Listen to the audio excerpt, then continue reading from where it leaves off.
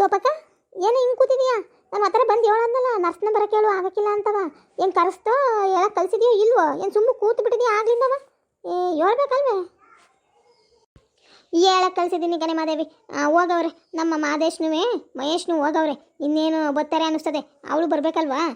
ಕರ್ಕೊಬತ್ತೀವಿ ಕೂಡ್ಲೆ ಅಂತಲೇ ಹೋಗವ್ರಪ್ಪ. ಅವ್ರು ಕೂಡ್ಲೆ ಕರ್ಕೊಬತ್ತಾರೆ ತಡಿ ನೋಡೋಣ. ಅವ ಬಾರವ, ತಿಂಡಿ ತಿನ್ಬಾವಸಿಯಾ. ಮಾದೇವವ ಬಾ ತಿಂಡಿ ತಿನ್ಬಾವಸಿಯಾ. ಇಲ್ಲ ಕಣವ, ನಾನು ತಿಂಡಿಯ 2 ರೊಟ್ಟಿ ಬಡ್ದು ಮಾಡಿ ಕೊಟ್ಬಿಟ್ಟು ಬಂದಿದ್ದೀನಿ ಅವ್ರಿಗೂ. ನಾನು 2 ರೊಟ್ಟಿ ತಿಂದು ಬಂದೆ ಕಣವ, ಹೊಟ್ಟೆ ತುಂಬದೆ. ಬೇಡ, ನೆನ್ನೆನೇ ತಗೊಂಡೋಗಿ ಕೊಟ್ಟಿದ್ದಂತಲ್ಲವ, ಭಾರಿ ಖುಷಿ ಆಯ್ತು ಕಂದ್ಬಿಡು. ನಂಗೆ ಹಣ್ಣು ಅಷ್ಟೇ ಬಹು ಖುಷಿ ಪಟ್ಟ. ನಾವು ಮಗಳ ನೆನಪು ಮಾಡ್ಕೊಂಡ ಕಣವ ನೀನು ತಗೊಂಡೋಗಿ ಕೊಟ್ಟಿದ್ದಕ್ಕೆ. ಯೋಟ್ ಒಳ್ಳೆ ಬುದ್ಧಿ ಐತೆ ಅಂತ ಓಸಿ ಹೋಗಲಿಲ್ಲ ಅವನಂತೂ. ಹೋಗು. ಅಯ್ಯೋ ಅದ್ರಾಗ ಏನಾಯ್ತವ, ನೀನು ಇಡೀ ದಿನ ಇಲ್ಲೇ ಇದ್ದಲ್ಲ ಪಾಪ. ಅವ್ರನ್ನ ಹೊಲ್ತಾಯಿಂದ ಬಂದಾಗ ಯಾರ ಕೇಳಬೇಕಲ್ವೇ? ನಾನು ನೋಡಿದೆ ಬಾಕ್ಲಲ್ಲಿ ಹೋಯ್ತಾ ಇತ್ತು. ಅದಕ್ಕೆ ತಗೊಂಡೋಗಿ ಕೊಟ್ಬಿಟ್ಟು ಬಂದೆ ಆಟೆ ಯಾಕಂತ ಅದ್ರಾಗ ಏನೈತೆ. ಈಗ ಅಕ್ಕ ಹಂಗೆ ಒದ್ದಾಡ್ತಲೇ ಅವಳವ. ನೀನು ಏನು ಮಾಡೋಕೆ ಹಾಕಿಲ್ಲ ಕಣ. ನರ್ಸ್ ಬರೋವರಿಗೆ ಅನುಭವಿಸ್ಲೇಬೇಕು ಅಂತ ಹೇಳ್ಬಿಟ್ಟೇನೋ ಹೋಗಿ ತಿಂಡಿ ಮಾಡ್ಕೊಂಡು ತಿಂದು ಬಂದೆ. ಈಗ ನರ್ಸ್ ಬರೋವರೆಗೆ ಅವಳು ಹಂಗೆ ಇದು ಮಾಡ್ಬೇಕಲ್ಲ. ಇವತ್ತು ತಿಂಡಿ ಗಿಂಡಿ ಏನಾರ ಕೊಡ್ಲವ? ಎಂತ ಅವಳಿಗೆ ತಿಂಡಿ ಏನು ಹೊಟ್ಟೆ ತುಂಬ ತಿನ್ನಕ್ಕೆ ಹೋಗಕ್ಕಿಲ್ಲ ಬಿಡು. ಅನ್ನೋವಲ್ಲಿ ಏನು ತಿಂತಾಳೆ? ಮತ್ತೆ 2 ಇಡ್ಲಿ ತರಿಸ್ಕೊಡು. ಇಲ್ಲೇ ಹೋಟ್ಲಾಗೆ ಇಡ್ಲಿ ಮಾಡ್ತಾ ಇರ್ತಾರೆ ನೋಡು, ಆ 2 ಇಡ್ಲಿ ತರಿಸ್ಬಿಟ್ಟು ಕೊಡಿ. ಏನೂ ಆಗೋಕ್ಕಿಲ್ಲ. ತಿಂದರೆ ಇಡ್ಲಿ ತಿಂತಾಳೆ. ಒಂದೋ 2 ತಿನ್ನಲಿ, ಇಲ್ಲ ಅಂದರೆ ಬೇಡ. ಇನ್ನೇನು ಕೊಡಕೋಬೇಡಿ. ಇಡ್ಲಿ ತರಿಸಿಟ್ಟವಳು ಕಣವ ಅವ್ವ, ಒತ್ತಾರನೇ ತರಿಸಿಟ್ಟವಳೆ. ಅದೇ ಈಗ ಕೊಡಬೇಕು. ನಾನು ಕೊಟ್ಬಿಟ್ಟು ಬರ್ತಿಂತಾಳೆ. ಹೆಂಗೋ ನರ್ಸ್ ಬರೋ ಹೊತ್ತಿಗೆ ತಿಂತಾಳೆ ನೋಡ್ತೀನಿ.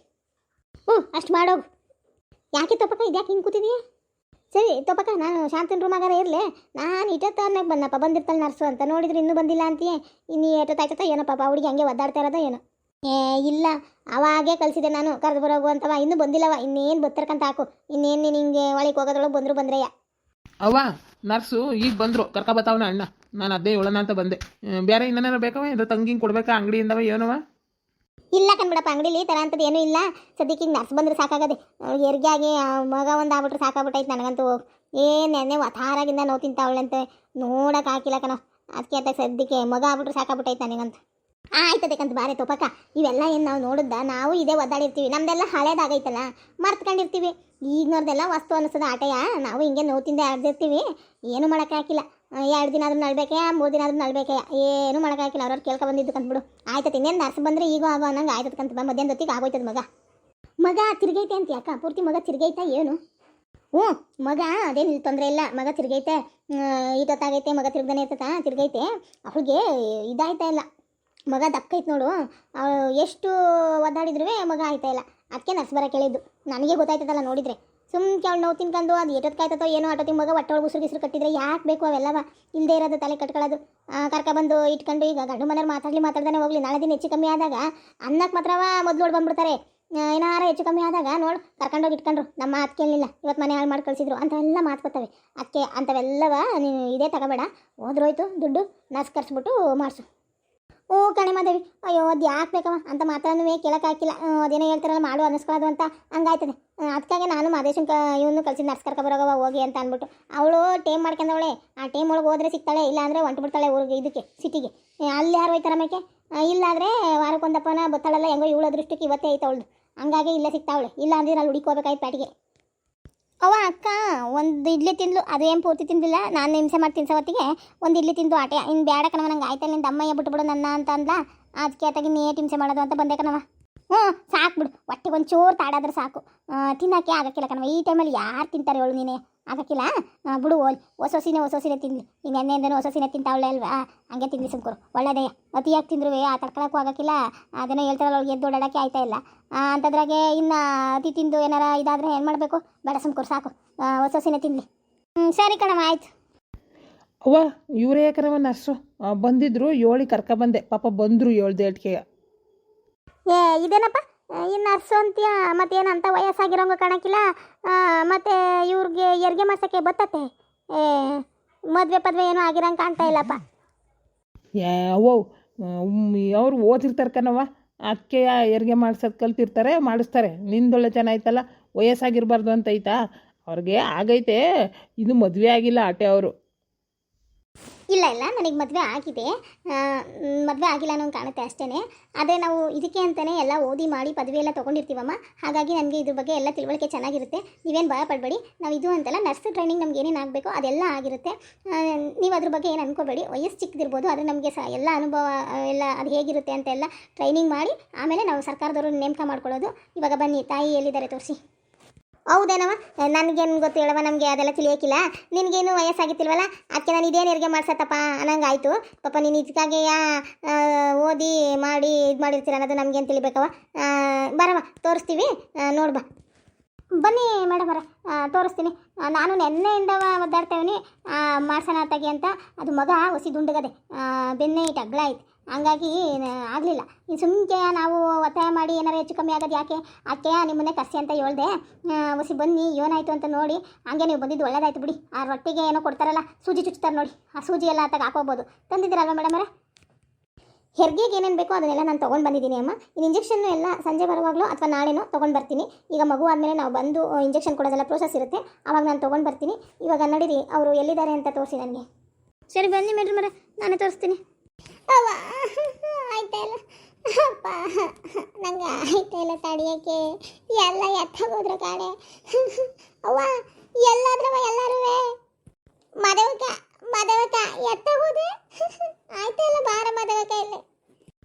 ಇಲ್ಲೇ ಇದೀವಿ ಕಣವ, ಎಲ್ಲರೂ ಇಲ್ಲೇ ಇದೀವಿ. ಹೊಸಿ ತಿರ್ಗಿ ನೋಡು, ಈತ ಗಂಟೆ ನಿನ್ನ ಗಂಡಿದ್ನಲ್ಲ ಅದಕ್ಕೆಯ ಅಲ್ಲಿ ಕೂತಿದ್ಲು ತೋಪಮ್ಮ ಹಾಲಲ್ಲಿ. ನಾವೇನೋ ಮಾತಾಡ್ತಿದ್ದು. ನರ್ಸ್ ಬಂದವ್ರು ನೋಡು, ಏನೂ ಆಗೋಕ್ಕಿಲ್ಲ, ಸುಮ್ಕಿರು. ಎಲ್ಲ ಸುಸೂತ್ರವಾಗಿ ಆಯ್ತದೆ. ಯಾಕಂಗೆ ಅಳ್ತೀಯ? ಅವ್ವ ನರ್ಸ್ ಕರ್ಸಿದ್ದೀರ ಯಾಕವ್ವ? ಏನಾದ್ರು ತೊಂದರೆ ಆಯ್ತತೆ? ಹೆರಿಗೆ ಆಗೋಕ್ಕೆ ಕಾಣಕ್ಕಿಲ್ವೇ? ಹೆರಿಗೆ ಆಗಂಗೆ ಏನಾಯ್ತವ? ನರ್ಸ್ ಕರ್ಸಿದ್ದೀರಲ್ಲ, ಆಟೋನ್ ಕಷ್ಟ ಆಯ್ತೈತೆ. ಇಲ್ಲ ಕಣವ, ನೀನು ನೋವು ತಿಂತಿದ್ದಲ್ಲ, ನೋಡೋಕ್ಕಾಗ್ದಾನೆ ಮದುವೆಕ ಕರ್ಸು.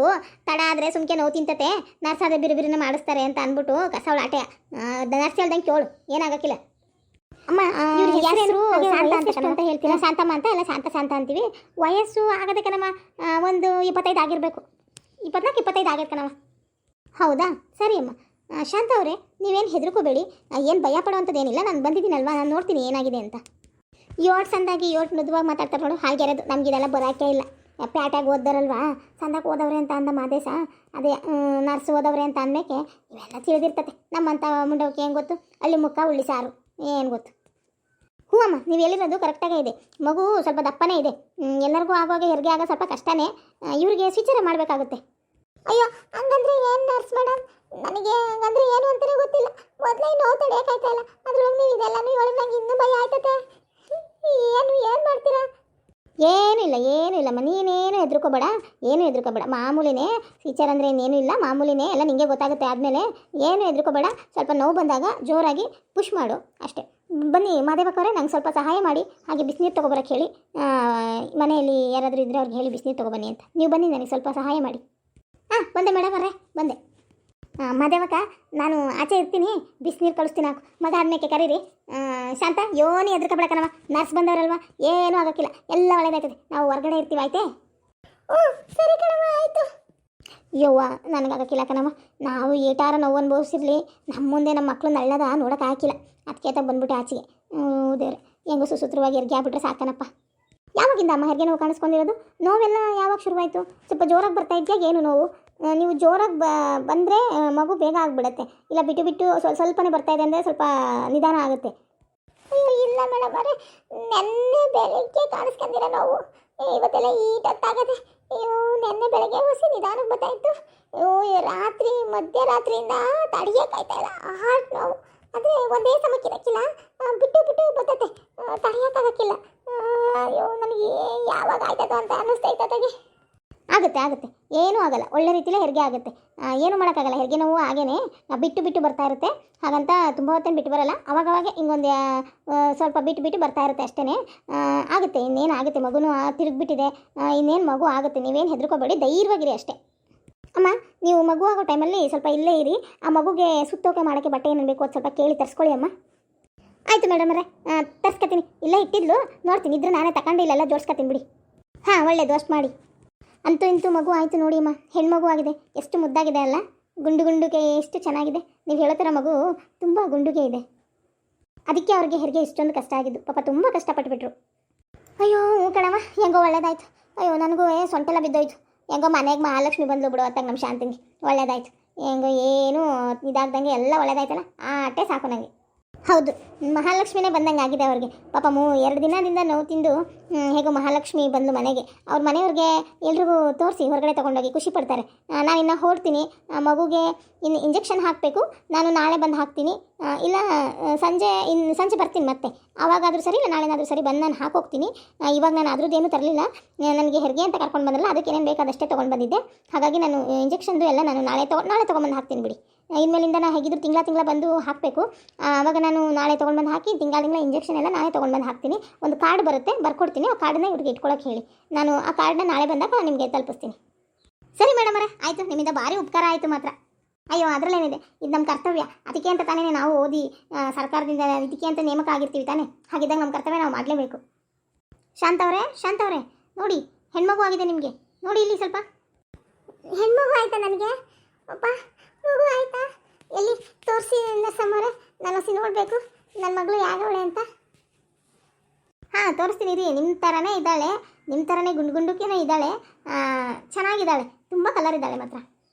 ನೋಡಿ ಮಗುನ ನಿಮ್ಮ ಪಕ್ಕನೇ ಮಲಗಿಸಿದ್ದೀವಿ. ನೋಡಿ ನಾನು ಇನ್ನು ಹೊರಡ್ತೀನಿ ಶಾಂತ ಅವರೇ, ನಾಳೆ ಬರ್ತೀನಿ. ಮಗುಗೆ ಇಂಜೆಕ್ಷನ್ ಕೊಡಬೇಕು, ಅದನ್ನೆಲ್ಲ ತೊಗೊಂಡು ನಾನು ನಾಳೆ ಬರ್ತೀನಿ. ಸಂಜೆ ಆದರೆ ಬರ್ತೀನಿ, ನೋಡ್ತೀನಿ, ನಾಳೆ ಎಲ್ಲ ತೊಗೊಂಡು ಬರ್ತೀನಿ. ಹಾಗೆ ನಿಮಗೆ ಇನ್ಮೇಲಿಂದ ತಿಂಗಳ ಇಂಜೆಕ್ಷನ್ ಮಾಡೋದಿರುತ್ತೆ ಮಗುಗೆ, ಅದನ್ನು ಅಷ್ಟೇ ನಾನೇ ಬಂದು ಮಾಡ್ಕೊಟ್ಟು ಹೋಗ್ತೀನಿ. ನಿಮ್ಗೊಂದು ಕಾರ್ಡ್ ಕೊಡ್ತೀನಿ, ನಾನೆಲ್ಲ ಹೇಳಿದ್ದೀನಿ ಮಾದೇವಕ್ಕ ಅವ್ರಿಗೆ, ಅವ್ರ ಹತ್ರ ಕೇಳ್ಕೊಳ್ಳಿ. ನಾನು ಇನ್ನು ಹೊರಡ್ತೀನಿ, ನನಗೂ ಟೈಮ್ ಆಗುತ್ತೆ. ಸರಿ ನರ್ಸಮ್ಮವ್ರೆ, ನಿಮ್ಮಿಂದ ನನಗೆ ಶಾನೆ ಉಪಕಾರ ಆಯಿತು. ನಿಮ್ಮ ಋಣ ನಾನು ಯಾವತ್ತೂ ಮರೆಯೋಕ್ಕಿಲ್ಲ. ತುಂಬ ಧನ್ಯವಾದಗಳು ನಿಮಗೆ ಮಾತ್ರ.